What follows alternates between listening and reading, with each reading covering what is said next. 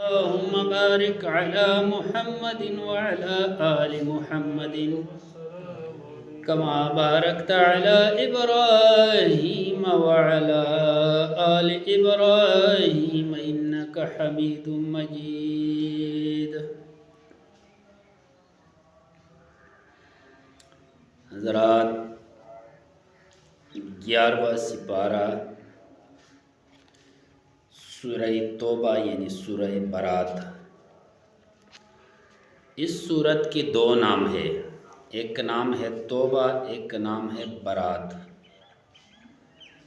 توبہ اس لیے کہتے ہیں کہ اس سورت میں اللہ تبارک و تعالی نے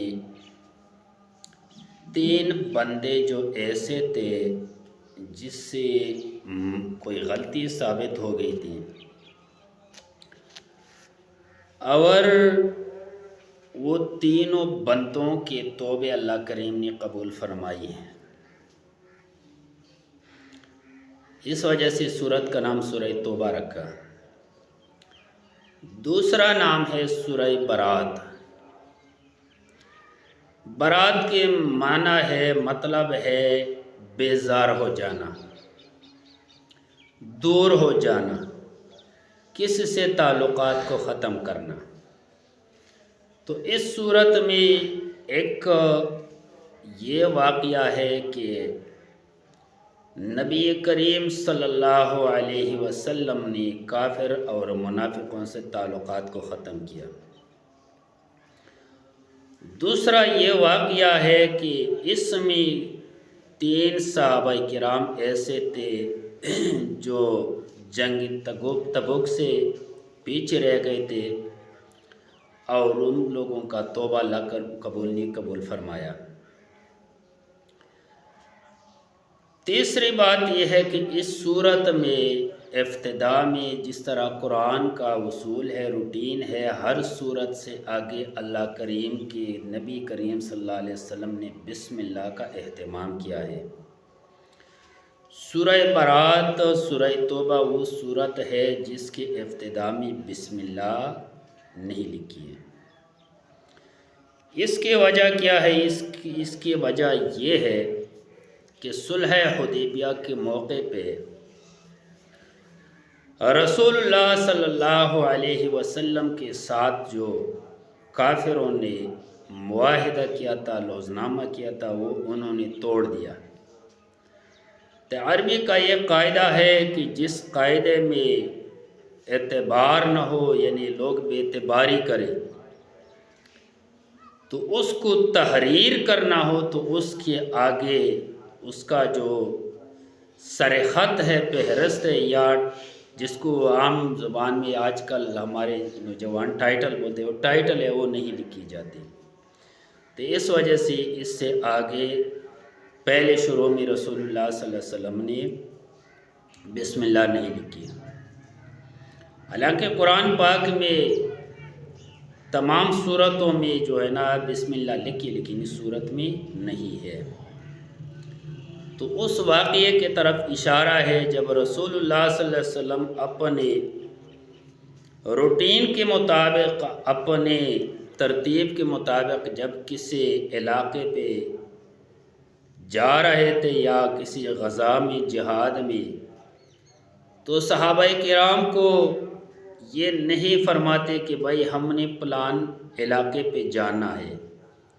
اور اس میں ایک حکمت تھی، وہ یہ تھے کہ جب منافقین موجود تھے تو ایسا نہ ہو کہ منافق لوگ جو ہے چلے جائے اور مسلمانوں کی کوئی مخبری کرے.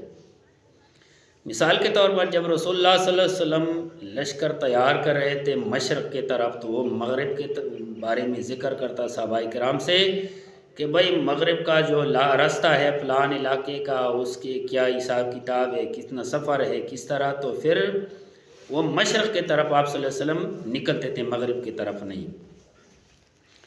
جب وہ مشرق کی طرف آپ صلی اللہ علیہ وسلم جا رہے تھے تو پھر صحابہ کرام سے دوسری سائڈ جو ہے نا مغرب کی طرف ذکر فرما رہے تھے یا مشرق کی طرف، اس طرح مخالف سمت پہ.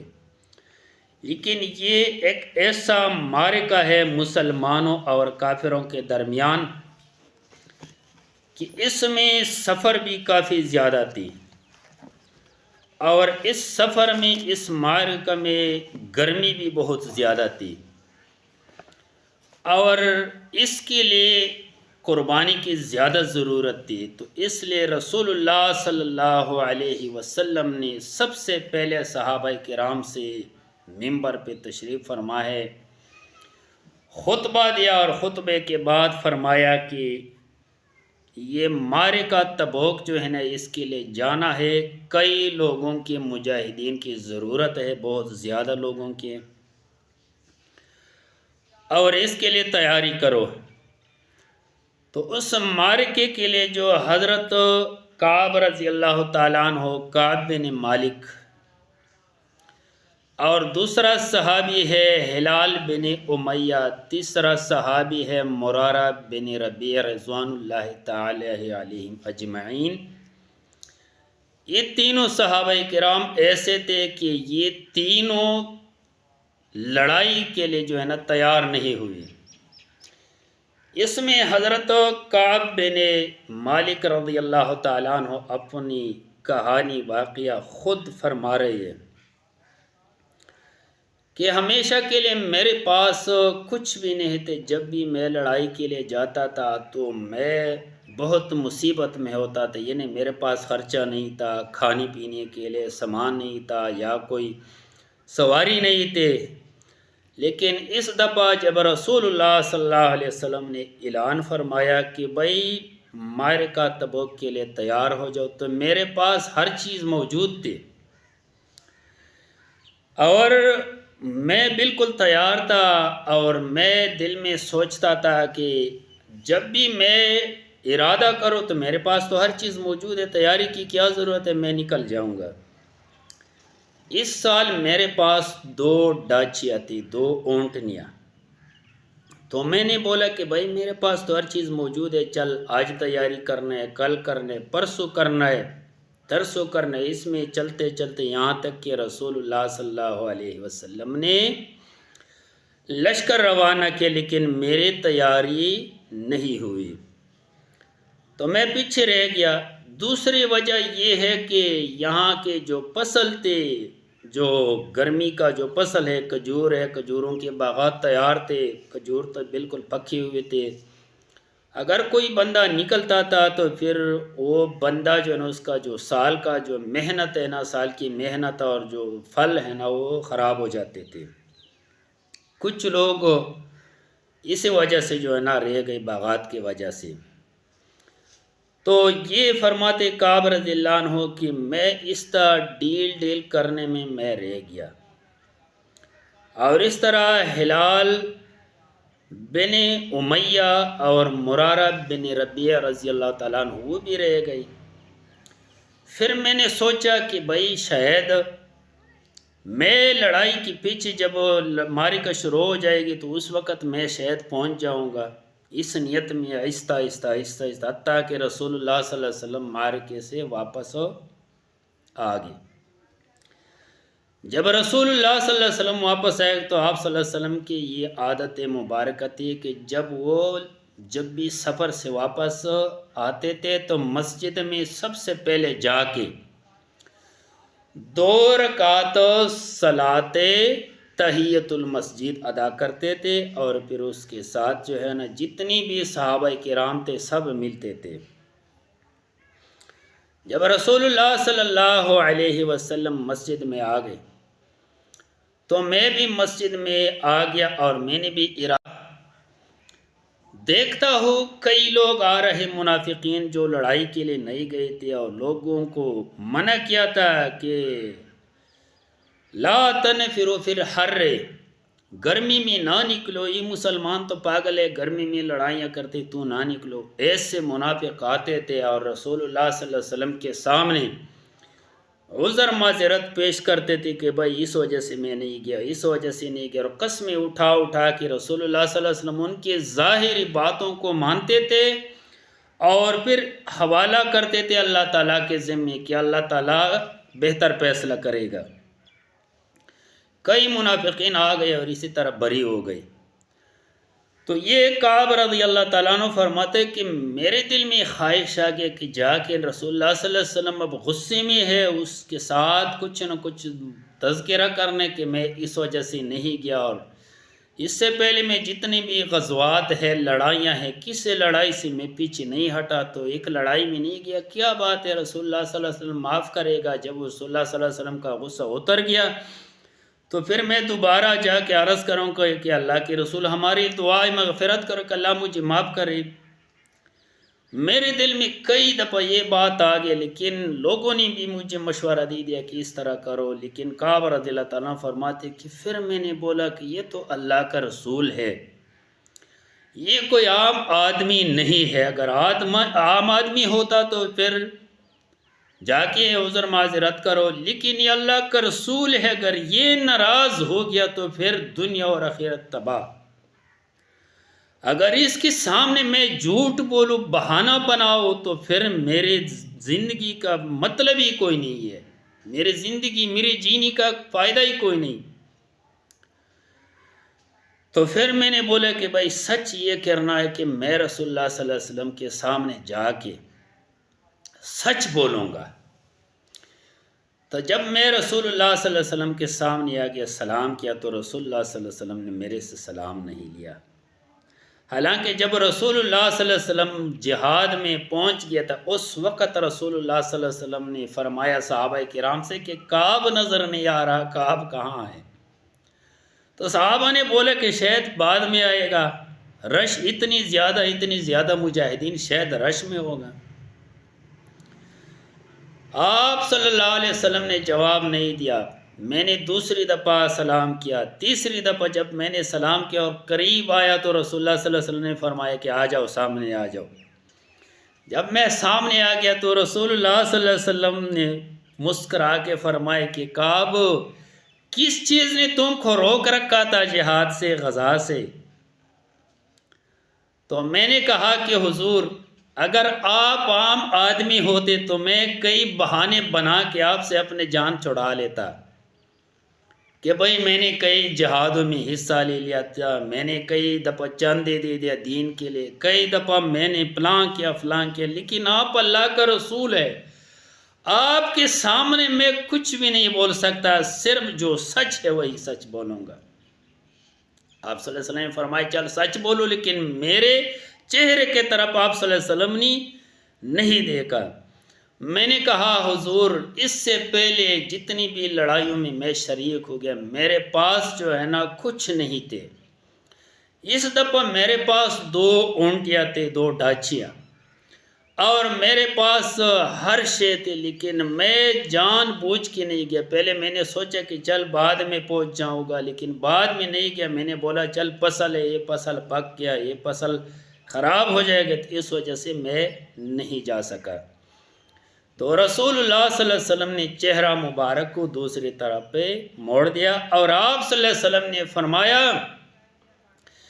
کہ اس کے ساتھ دعا سلام تعلقات ختم کرو۔ کعب رضی اللہ تعالیٰ عنہ فرماتے کہ میرے دل سے دکھ، پریشانی، غم، جتنی بھی دنیا ہے یہ میرے اوپر تنگ ہو گئی کہ بھئی میرے زندگی کا کیا مطلب، میرے جینے کا کیا مطلب۔ حتیٰ کہ بھائیوں نے میرے ساتھ دعا سلام چھوڑ دیا، صحابہ کرام نے چھوڑ دیا، جتنے کاروباری لوگ تھے، جتنی بھی اپنے ہم منصب لوگ تھے، سب کے سب نے میرے ساتھ تعلقات چھوڑ دیا۔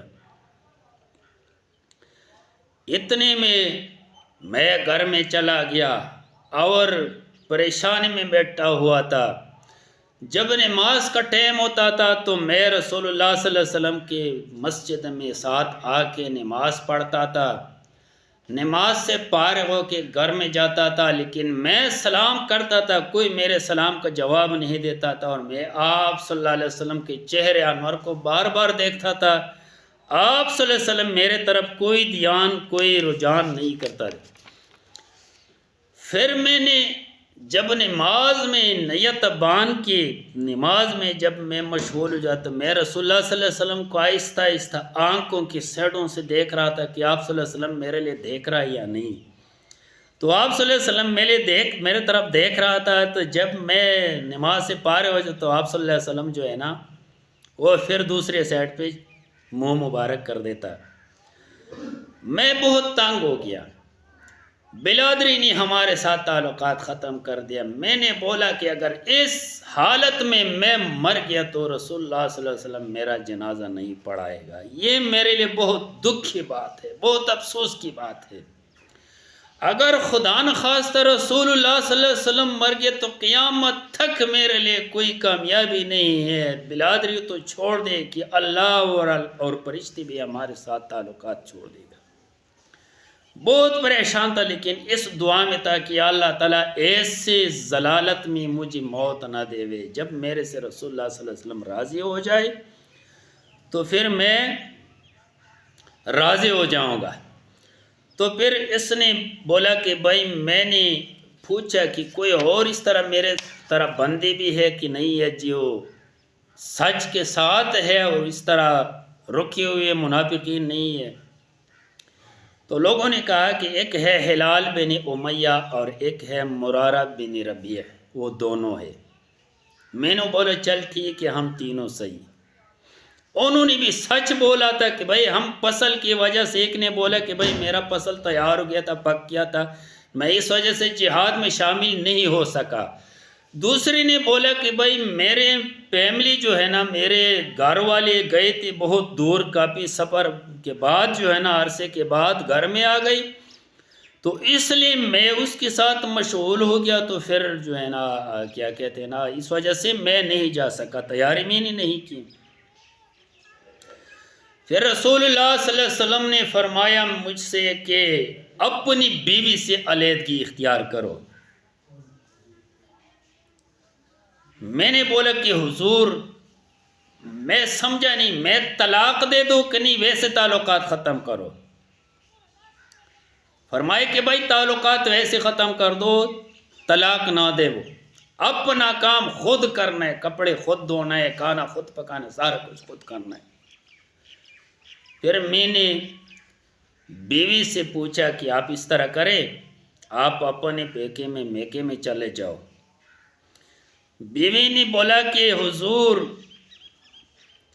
جو دوسرا صحابی تیرا ساتھی ہے، اس کی بیوی نے رسول اللہ صلی اللہ علیہ وسلم سے عرض کی کہ حضور میرا خاون بڈھا ہے، ضعیف العمر ہے، اس کی خدمت میں ہی کر سکتی ہوں، اگر آپ اجازت دیجیے تو ٹھیک ہے، نہیں دیں گے تو پھر بھی ٹھیک ہے۔ تو رسول اللہ صلی اللہ علیہ وسلم نے اجازت دے دیا۔ میں بھی جاتی ہو رسول اللہ صلی اللہ علیہ وسلم کی آگے عرض کرتے ہو کہ اللہ کے نبی مجھے اجازت دے دی کہ میں اپنی خاون کی خدمت کروں۔ کعب رضی اللہ عنہ نے فرمایا کہ میں نے اس کو جواب دیا کہ میں تو جوان ہوں، تو بڈھا ہے، ایسے بہانے بنانے کی کوئی ضرورت نہیں۔ فرماتے ہیں کہ اس کے بعد میں اپنے جو میرا چچے کا بیٹا ہے اور ہمارے ساتھ بالکل پڑوسی ہے میرا ابو قتادہ رضی اللہ تعالی عنہ، تو میں اس کے گھر کی طرف دیوار کے اوپر چڑھ گیا، دیوار کے اوپر، اور میں نے اسے سلام کیا، اور پھر اس نے سلام کا جواب نہیں دیا۔ اس سے میرے بہت اچھے تعلقات تھے، کوئی بھی کام مشورہ سب کچھ ہم اکٹھے کرتے تھے۔ پھر میں نے دوبارہ سلام کیا، اس نے سلام کا جواب نہیں دیا۔ پھر تیسری دفعہ میں نے سلام کیا اور میں نے اس کو قسم دے دیا کہ ابو قتادہ تمہیں تیرے رب کی قسم، کیا میں منافق ہوں؟ میں منافقت کی وجہ سے نہیں گیا جہاد میں، یا میں مسلمان ہوں، میں نے کبھی یا میرے دل میں محمد رسول اللہ صلی اللہ علیہ وسلم کی محبت نہیں ہے، یا اللہ کی محبت نہیں ہے، یا میں کافر ہوں، وجہ کیا ہے؟ تو اس نے اتنے سے جواب دے دیا کہ اللہ اور اللہ کے رسول جانتا ہے۔ پھر 50 دن پورے ہو گئے، میں رو رو کے رسول اللہ صلی اللہ علیہ وسلم کی تقریری خطبے بھی سنتے تھے، اس کے محفل میں بھی جاتا تھا، لیکن میرا رونا دھونا ختم نہیں ہوا۔ میں بار بار رو رہا تھا کہ یا اللہ تعالیٰ میرے سے جو غلطی ہو گئی مجھے معاف کرے، آئندہ انشاءاللہ ہر جہاد میں ہر لمحے میں میں رسول اللہ صلی اللہ علیہ وسلم کے ساتھ ہوں گا۔ تو اتنے میں 50 دن جب پورے ہو گئی تو رسول کریم صلی اللہ علیہ وسلم جب صبح کے فجر کی نماز پڑھتے تھے تو رسول اللہ صلی اللہ علیہ وسلم نماز پڑھانے کے بعد صحابہ کرام کو کوئی نوے پیغام سناتے تھے۔ تو میں نے بھی فجر کی نماز پڑھ لیا، پھر میں گھر میں چلا گیا۔ کافی سفر تھا، گھر کی طرف کافی فاصلہ تھا۔ پھر میں کام کرنے لگا۔ جب میں کام کرنے لگا تو رسول اللہ صلی اللہ علیہ وسلم کے اوپر یہ آیت نازل ہو گئی کہ اللہ تعالیٰ نے تمہارے توبے کو قبول فرما دیا، اور جو منافقین تھے، جنہوں نے بہانے ہیلے بنائے تھے، جنہوں نے جھوٹ بولا تھا، وہ منافق تھے اور یہ بندے سچے ہیں۔ رسول اللہ صلی اللہ علیہ وسلم نے فرمایا کہ والسابقون الاولون من المہاجرین والانصار والذین اتبعوہم باحسان رضی اللہ عنہم، کہ اللہ تعالیٰ اس سے راضی ہے، اور صرف رضامندی نہیں، ورضوا عنہ، اور یہ اللہ سے راضی ہے،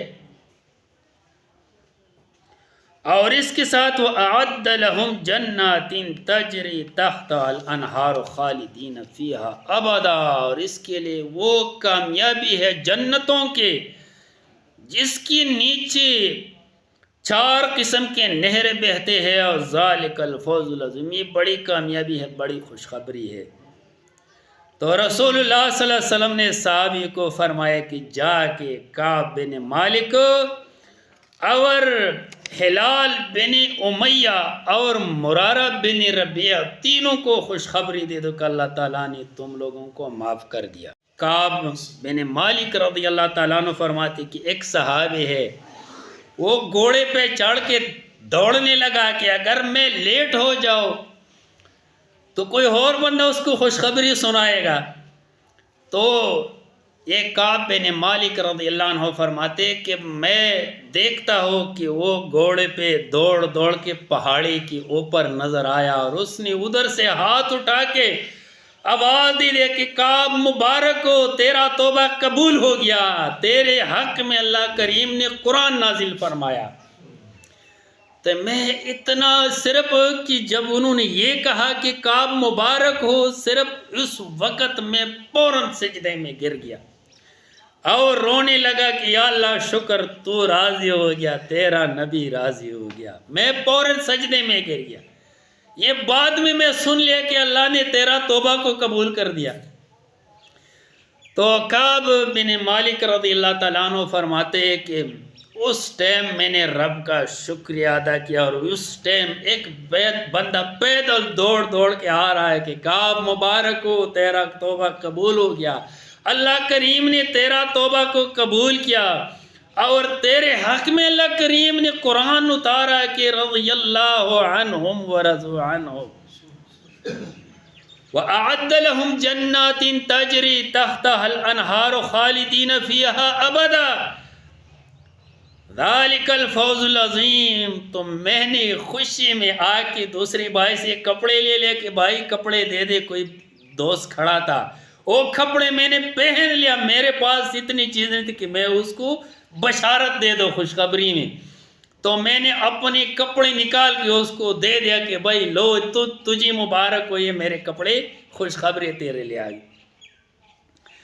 تو میرے بھائیو، یہ حضرت کعب بن مالک رضی اللہ تعالی عنہ اور یہ امیہ بن ہلال بن امیہ اور مرارہ بن ربیعہ رضی اللہ تعالی عنہ، یہ ان تینوں بندوں کے توبے اللہ کریم نے قبول فرمائی، اور یہ قرآن نازل تھے، اس وجہ سے سورت کا نام رکھا گیا سورہ توبہ۔ تو اللہ کریم نے فرمایا رسول اللہ صلی اللہ علیہ وسلم کو کہ یعتذرون الیکم اذا رجعتم الیہم، اے پیغمبر جب تو واپس چلے جائے گی ان کے پاس تو منافقین تمہارے سامنے عذر معذرت پیش کریں گے کہ بھائی ہم تیار تھے، ہم آ رہے تھے جہاد کے لیے، لیکن ہم سے پلان غلطی ہو گئی، یا فصل یا گرمی یا پیسے. تو اللہ کریم نے فرمایا کہ آپ اس کو کیا کہنے، لا تعتذروا لن نؤمن لکم، میں تم لوگوں سے راضی نہ ہوں. منافقین شرمندہ ہو گئی. قد نبأنا اللہ من اخبارکم، اللہ تعالیٰ نے تمہاری جتنے بھی خبریں ہیں میں نے سنا دیا. وَسَيَرَ اللَّهُ عَمَلَكُمْ وَرَسُولُهُ، اللہ اور اللہ کے رسول تمہارے اعمال کو دکھائیں گے کہ تم لوگ منافقین ہیں. ثُمَّ تُرَدُّونَ إِلَىٰ عَالِمِ الْغَيْبِ وَالشَّهَادَةِ، پھر تم لوگ اللہ کریم کے سامنے پیش کی جائیں گے. فَيُنَبِّئُكُم بِمَا كُنتُمْ تَعْمَلُونَ، تو تمہارے اعمال کا اللہ کریم خود جواب دے گا. تو میرے بھائی یہ سورہ توبہ کی کچھ مختصر تعارف تھے. تو میرے بھائیو، رسول اللہ صلی اللہ علیہ وسلم کے ساتھ صحابہ کرام نے جتنی قربانی دے دیا ہے نا، یہ قربانی کوئی نہیں دے سکتا. ان کی تھوڑی سی غلطی، اتنی پریشانیاں اس کو، اتنی دکھ تکلیفیں، رو رہے تھے. ہم سے کتنی غلطیاں ہو گئی، کتنے لوگوں کے ہم نے عزت لوٹ لیا، کتنی لوگوں کے ہم نے کیا کیا، مال کو ہڑپ کر دیا. اور اللہ تبارک و تعالیٰ کے ساتھ بھی دھوکہ، یخادعون اللہ وهو خادعهم، ہم اللہ کو دھوکہ دیتے لیکن ہم اپنے آپ کو دھوکہ دیتے. یہ اللہ کو دھوکہ نہیں دینا ہے. آپ کس سے پوچھے بھائی یہ کیا کر، الحمدللہ میں مسلمان ہوں. اسلام کے لیے شرائط ہے. اب شکر ہے کہ قرآن نازل ہونا بند ہو گیا، اور اللہ جانے کہ ہمارے نام منافقوں میں ہوتا تھا یا کافروں میں ہوتا تھا. میرے بھائیو، دین کے لیے قربانی کی ضرورت ہے. قربانی کی، دین قربانی کا نام ہے. دین کے لیے اپنے جان کے جو ہے کوئی خیال نہیں رکھنا چاہیے، اولاد کا نہیں رکھنا چاہیے، بیوی کا نہیں رکھنا چاہیے، مال کا نہیں رکھنا چاہیے. ہم آرام سے گھر میں بیٹھے ہوئے اللہ اکبر اذان سن کے مسجد میں آتے ہی نہیں. حالانکہ رسول اللہ صلی اللہ علیہ وسلم کے دور میں منافقین بھی نماز پڑھتے تھے، اس کو بغیر نماز کے اپنے آپ کو یعنی شرم محسوس کرتے تھے. ہم وہ شرم بھی محسوس نہیں کرتے. میرے بھائی دیکھو، اس وقت کی عورتوں کی قربانیاں. ایک عورت ہے، اس کا نام ہے ام عمارہ رضی اللہ تعالی عنہ. ام عمارہ یہ اسلام کی شروعات میں مسلمان ہو گئی تھی، اور یہ ان عورتوں میں شامل ہے جن عورتوں نے دین کے لیے قربانی دے دیا تھا، دین کے لیے اپنے آپ کو قربان کی تھی. حضرت ام عمارہ رضی اللہ تعالی عنہ، یہ رسول اللہ صلی اللہ علیہ وسلم اس کے بارے میں فرماتے ہیں کہ لڑائی کے دوران جب میں اپنے دائیں طرف دیکھتا ہوں تو حضرت ام عمارہ رضی اللہ تعالی عنہ ہاتھ میں تلوار پکڑ کے کافروں کو مار رہی ہے. بائیں طرف دیکھ کر حضرت ام عمارہ رضی اللہ تعالی عنہ ہاتھ میں تلوار پکڑ کے لوگوں کو مار رہی ہے، اور ایک طرف اس کا بیٹا، اور اپنے پیٹ سے جو ہے نا بیلٹ کی طرح ایک دوپٹہ جو ہے نا باندھ دی تھی، اور اس دوپٹے میں چھوٹے چھوٹے ٹاکیا، کپڑے کے چھوٹی چھوٹی پیسز جو ہے نا وہ رکھی تھی، اور پانی کا مشکیزہ بھی ساتھ. اور اس وجہ سے وہ کپڑے رکھی تھی کہ کوئی غازی، کوئی صحابی، کوئی مجاہد زخمی ہو جاتا تو اس کی فوراً وہ زخم پٹی کرتے تھے. یار ہم تو عورتوں سے بھی کم ہے، یقین جان ہم ہے کیا؟ صرف اللہ اکبر سن کے نماز کے لیے تیار نہیں ہوتی۔ حضرت ام عمارہ رضی اللہ تعالیٰ عنہ فرماتی ہے کہ میرے موٹے پہ تلوار لگی ایک بندے کی، جب تلوار لگی میں وہ نشانی جو ہے نا میرے مرنے تک وہ اتنا سارا زخم تھی، اندر کوئی بندہ ہاتھ ڈالتا تھا تو وہ زخم میں ہاتھ جو ہے نا اندر مکمل ہاتھ چلے جاتا تھا۔ وہ فرماتے کہ جب میں نے دیکھا کہ رسول اللہ صلی اللہ علیہ وسلم جہاد میں ہے، صحابہ کرام کے اوپر زخمی ہے، خون بہ رہے، میں کسی کو پانی پلاتے ہو، کسی کے زخم کے لیے زخم پٹی بناتی ہو، کسی کو کیا میں لگی ہو محنت میں۔ اتنے میں کافر جو ہے وہ گھوڑوں پہ سوار ہے، میں پیدل ہو۔ جب کافر گھوڑوں کے اوپر سوار ہے اور وہ تلوار چلاتے ہیں تو میرے پاس میں نے ایک کافر کو مارا اور اس کے جو ڈال ہے میں نے قابو کیا تھا، میں وہ ڈال پکڑتا ہوں تو اس کے تلوار کو اور ڈال سے میں پیچھے ہٹا دیتی، لیکن وہ کافر پہلے میرے اوپر وار کرتا تھا، میں وہ ڈال سے اس کو روک دیتا، پھر اس کے بعد میں وہ کافر کو گھوڑے کے جو ٹانگیں ہیں وہ کاٹتے تھے اپنی تلوار سے، گھوڑا گر جاتا، جب گھوڑا گر جاتا تو پھر وہ کافر گر جاتے، اس کے اوپر پھر میں اچھی طرح ضربے لگا دیتے، کئی کافروں کے میں نے قتل کیا۔ آپ صلی اللہ علیہ وسلم خود فرماتے ہیں کہ بھائی میرے سجے پس ام عمارہ، کبے پس ام عمارہ، پیچھے ام عمارہ، آگے ام عمارہ۔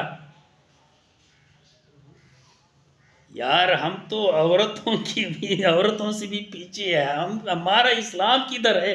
ہم مسلمان کیسے ہیں؟ تو پھر وہ فرماتے ہیں کہ ایک دفعہ میرے بیٹے کا جو ہاتھ ہے نا وہ تلوار لگی، کافی زخم ہو گیا، تو رسول اللہ صلی اللہ علیہ وسلم نے مجھے فرمایا کہ جا کے وہ تیرے بیٹے کا ہاتھ جو ہے نا اس کو پٹی باندھ لو، زیادہ خون نہ نکلے، مر نہ جائے، شہید نہ ہو جائے۔ شہادت تو ان لوگوں کا ان کی خواہش تھی، پیشہ تھا، شہادت ہے مطلوب و مقصود مومن، نہ مال غنیمت نہ کشور کشائی۔ مومن کا کام کیا ہے؟ شہید ہو جاؤ، زندہ بچ گیا غازی، مر گیا شہید، یہ تو ان کی خواہش تھی۔ وہ فرماتے کہ میں نے اس کی ہاتھ پہ پٹی باندھی، پھر ایک کافر جو ہے زبردست پہلوان نوجوان بندہ تھا، اس نے میرے اوپر وار کیا، میں نے ڈال سے اس کو روک دیا، جب وہ روک دیا تو پھر میں جو آگے لگا تو اس کی گھوڑے کے ٹانگوں کو میں نے تلوار سے کاٹ دیا، وہ گر گیا۔ جب گر گیا رسول اللہ صلی اللہ علیہ وسلم مجھے فرمائے کہ تیرے بیٹے کے اوپر اس بندے نے وار کیا تھا، اس کو ختم کر دو، میں نے جلدی سے اس کے گردن کو اڑا دیا۔ یار یہ دین، یہ اسلام، یہ بڑی قربانی کے بعد آیا ہے، ان کے لیے لوگوں نے بہت قرب کے دین کو ختم تک ہم نے محدود کیا، صرف اپنے پیٹ کے خاطر۔ یقین جانیں ہم نے صرف ذکر تک محدود کیا، ذکر اللہ کے نبی نے ذکر جہاد بھی نہیں چھوڑا، رسول اللہ صلی اللہ علیہ وسلم نے جہاد میں بھی نماز نہیں چھوڑی۔ جہاد میں اللہ کریم نے فرمایا کہ بھائی دو جماعت ہو جاؤ، دو پارٹیاں ہو جاؤ، مجاہدین کو، لشکر کو، 2 رکعت نماز جہاد میں ادا کرنی ہے، 4 رکعت میں سے 2۔ وہ کس طریقے سے؟ ایک جماعت پیچھے کھڑی ہے، تلوار ہاتھوں میں اٹھائی ہے، ایک جماعت امام کے ساتھ آگے کھڑے ہو گئی، 1 رکعت پڑھ لیا، جب 1 رکعت پڑھ لیا وہ پیچھے چلے گئی، جو پیچھے کھڑے ہیں ہتھیاروں سمیت وہ آگے انہوں نے نیت باندھ کے 1 رکعت پڑھ لیا، جب امام نے سلام پھیر لیا 2 رکعت امام کے ہو گئے۔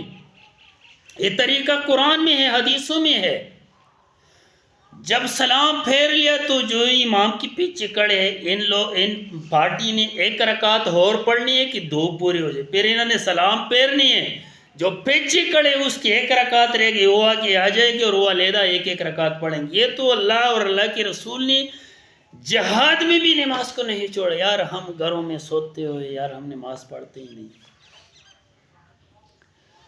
اگر ہم اسی طرح صحابہ کرام کی طرف قربانی دیتے نا تو پھر ہم کسی حالات میں نماز کو نہیں چھوڑتے، کسی حالت میں روزے کو نہیں چھوڑتے، کسی حالات میں دین کے چندے سے پیچھے نہیں ہٹتے تھے، کسی حالات میں ہم قربانی سے پیچھے نہیں ہٹ، لیکن ہمیں مفت میں ملا ہے۔ اور مثال میں دیتا ہوں نا، ایک بندے نے جتی لے لیا چپل، اور چپل 100-150 کا ہوتا تو اس کے والد نے اس کو چادر دے دیا تھا، چادر 1000-2000 کا ہوتا، آج کل ماشاءاللہ 4 لاکھ روپے میں ایک ایک چادر بکتا ہے۔ تو اس نے جو ہے نا چادر سے وہ جوتی کو صاف کرنا شروع کیا، تو کسی نے بولا بھائی یہ چادر قیمتی ہے، یہ چپل جو ہے نا اتنی ہے ہی نہیں۔ اس نے بولا یہ چپل کے پیسے میں نے کما کے دے دیا، یہ چادر کے پیسے میرے والد نے دے دیا ہے۔ میرے بھائیو، دین اس لیے ہمارے سامنے کوئی ویلیو دین کی نہیں ہے، قیمت نہیں ہے کہ ہمیں مفت میں ملا ہے۔ ان لوگوں سے پوچھو، ان لوگوں سے جس کے اندر نیزہ گھس کے دل کے اندر جگر کے اندر وار کر کے خون کی پوارے پھوٹنے لگے، خون کا چشمہ شروع ہو گیا، اور اس نے اپنی خون میں ہاتھ ڈال کے اور اپنے چہرے پہ لگا کے اور قسم اٹھایا کہ فزت و رب الکعبہ، مجھے رب کعبہ کی قسم کہ میں کامیاب ہو گیا۔ یار ان لوگوں سے پوچھو ہمیں کیا ہے، ہمیں تو نماز ہوندے یا نہیں، نماز یاد ہے یا نہیں ہے۔ جب انسان محنت کرے دین کے اوپر، جب انسان اتنے ہم شیطان نے اپنے پنجوں میں پکڑ لیا کہ ہمیں حق اور نہ حق کا پتہ ہوتی ہی ہم نہ حق کی طرف چلی جاتی ہے، مرنا موت ہمارے سامنے ہے پھر بھی ہم ناجائز اور ناحق کی طرف چلے جاتے ہیں۔ رسول اللہ صلی اللہ علیہ وسلم نے فرمایا کہ آپ قبروں کے لیے زیادہ زیادہ جایا کرو، زیادہ زیادہ، کیونکہ قبر جو ہے نا یہ موت، قبرستان کی طرف یہ انسان کو موت یاد دلاتے ہیں۔ موت جب انسان ادھر چلے جائے، یہ نہ سوچے کہ بھائی یہ میرے بھائی کا قبر ہے، میرے ماں کا قبر ہے، میرے باپ کا قبر ہے، یہ سوچ جناب یہ میرا قبر ہے۔ میں تو اپنے ماں باپ کی قبر پہ آیا کڑا ہوں، دعا مانگ رہا ہوں اللہ تعالیٰ انہوں بخش دے، میرے پیچھے شاید کوئی بندہ دعا مانگے گا نہیں مانگے گا۔ میرے بھائیو، دین کے لیے محنت کی ضرورت ہے، دین کے لیے اپنے آپ کو دین کے لیے محتاج بنانے کی، اللہ تعالیٰ مجھ میں یہ کمی کیوں ہے، کیا میں جنت کا قابل نہیں ہوں، کیوں میرے درمیان یہ کمی ہے، وجہ کیا ہے، یا اللہ تعالیٰ کس وجہ سے، کیا میں تیرے ذات کا دشمن ہو، یا اللہ کیا میں مصطفیٰ صلی اللہ علیہ وسلم کا دشمن ہو، وجہ کیا ہے کہ میں اللہ کے سامنے سجدہ نہیں لگا سکتا، وجہ کیا ہے کہ حرام حلال میں تمیز نہیں کر سکتا، وجہ کیا ہے کہ میں خود حرام کھاتا ہوں، بچوں کو کھلاتا ہوں، وجہ کیا ہے 5 سال بعد، 10 سال بعد، 50 سال بعد جتنے بھی بندے موجود ہیں اس میں سے کوئی بھی نہیں ہوگا، پھر وہاں پہ کیا کرنا ہے، اپنے اعمال، جنت کے خواتین، جنت کی لڑکیوں، عورتوں کے سردار، سیدۃ النساء اہل الجنت فاطمہ الزہرا علیہ السلام رضی اللہ تعالی عنہا، رسول اللہ صلی اللہ علیہ وسلم اس کو فرما دیں کہ میری بیٹی فاطمہ دنیا میں میرے سے جو لینا ہے لے لو، میں تیرے آخرت کا ذمہ دار نہیں ہوں۔ ہم کس مغالطے میں ہے، کس کس تالاب میں ہم ڈوب گئے۔ میرے بھائی کچھ کما کے قبر کے لیے لے جاؤ، کچھ کما کے لے جاؤ، بعد میں یہ جتنی بھی چیزیں ادھر رہ جانے والی چیزیں، اللہ تعالی ہمیں عمل کرنے کی توفیق عطا فرمائے۔ جتنی بھی سنا ہے بولا ہے اللہ تعالی ہمیں عمل کرنے کی